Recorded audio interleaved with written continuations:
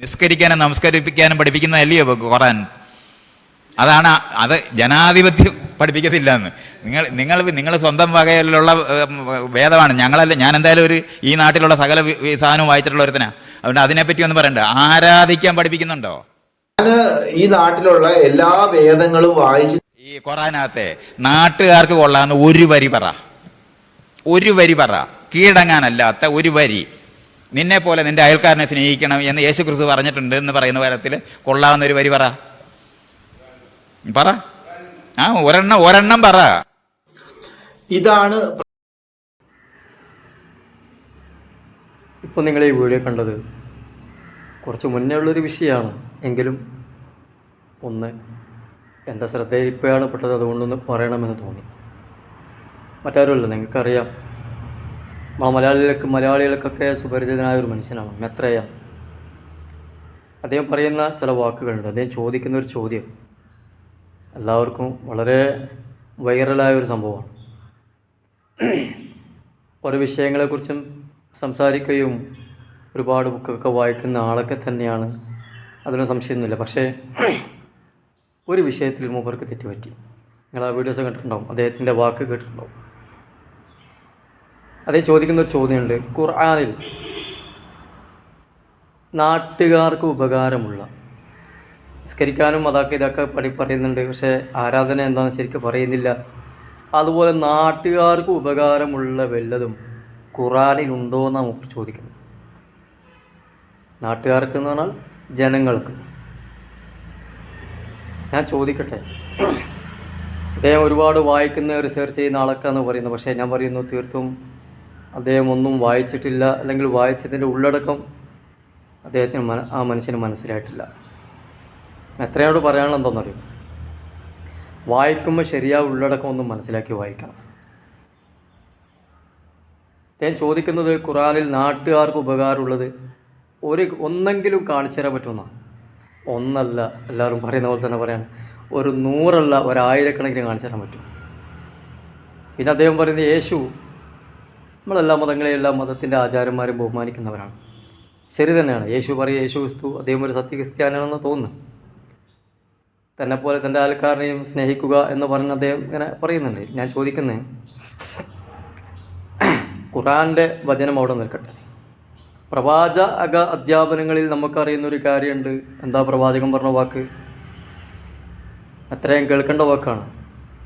തൻ്റെ അയൽവാസിനി പട്ടിണി കിടക്കുമ്പോൾ വയറ് നിറച്ച് തിന്നുന്നവൻ എന്നിൽപ്പെട്ടവനല്ല എന്ന് പറഞ്ഞത്. എന്നിൽ പെടാതെ പോകുന്നോ അല്ല, അങ്ങനെ എന്നിൽപ്പെട്ടവനല്ല. ആ പട്ടിണി കിടക്കുന്ന അയൽവാസി എന്ന് പറയുന്നത്. ആ പട്ടിണി കിടക്കുന്ന അയൽവാസിയുടെ മതവും ജാതിയൊന്നും ശേഖരിക്കാൻ പോയിട്ടില്ല. മനുഷ്യനായിരിക്കണം. പിടിച്ചോ? ഒന്ന്, ആ അയൽവാസി അല്ലേ, അക്രിം ലി ജാറക്ക വലൗക്കാന കാഫിറ, അക്രിം ലി ജാറക്ക വലൗക്കാന കാഫിറ. അങ്ങനെ അറബിയിലൊരു ഇതുണ്ട്, അള്ളാഹുവിൻ്റെ റസൂൽ പറഞ്ഞത്. അതായത് നിൻ്റെ അയൽവാസി സത്യവിശ്വാസി അല്ലെങ്കിൽ പോലും, മറ്റു മതത്തിലുള്ളവനാണെങ്കിൽ പോലും അവനെ ബഹുമാനിക്കണം എന്നാണ് പ്രവാചകൻ പഠിപ്പിച്ചത്. എത്രയും അതൊന്ന് അവിടെ മനസ്സിലാക്കി വെച്ചു.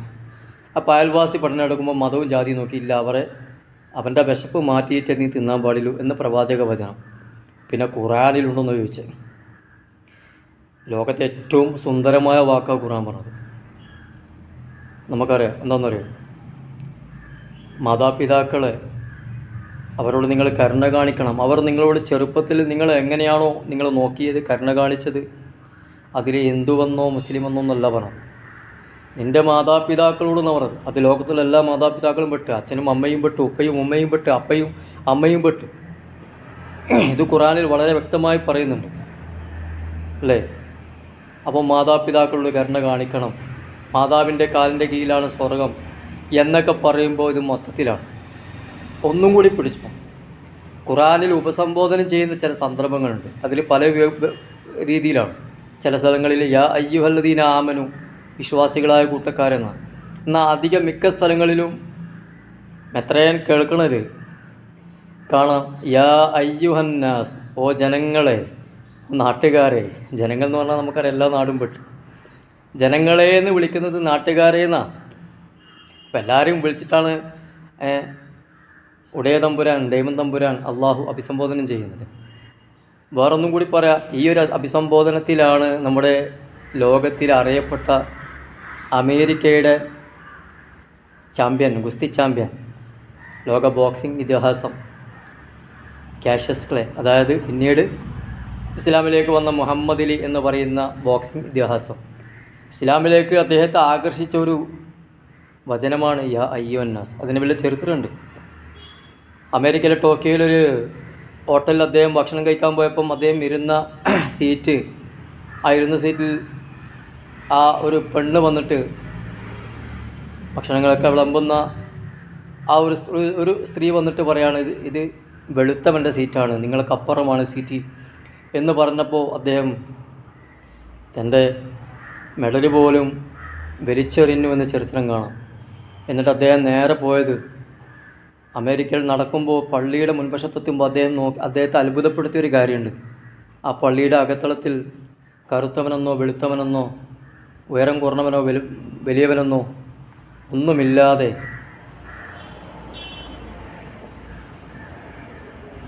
അദ്ദേഹം അതിലേക്ക് ആകൃഷ്ടനായിട്ടാണ് ആ ദീനിലേക്ക് മൂപ്പർ വരുന്നത്. ഇസ്ലാമിൻ്റെ കാഴ്ചപ്പാടിലേക്ക് അദ്ദേഹം ഇസ്ലാമിലേക്ക് അദ്ദേഹത്തെ എത്തിച്ചൊരു വാക്കാണ് യാ അയ്യുഹന്നാസ്, ഓ ജനങ്ങളെ എന്നുള്ള വാക്ക്. അപ്പോൾ ഇത് ഞാൻ പറയാൻ കാരണം, നാട്ടുകാർക്ക് ഉപകാരമുള്ളത് വല്ലതും ഉണ്ടോയെന്നാണ് മൂപ്പർ ചോദിച്ചത്. നാട്ടുകാർക്ക് ഉപകാരമുള്ളതേ ഉള്ളൂ. എത്രയോട് പറയാനുള്ളത്, സ്നേഹത്തോടെ നിങ്ങൾ ഒന്നുകൂടി ഒന്ന് പഠിച്ചിട്ട് സംസാരിക്കുക. എപ്പോഴും ഇസ്ലാമിനെ വിമർശന ബുദ്ധിയോടെ കാണുമ്പോൾ നമുക്കെപ്പോഴും വിമർശിക്കാനേ സമയമുണ്ടാവും.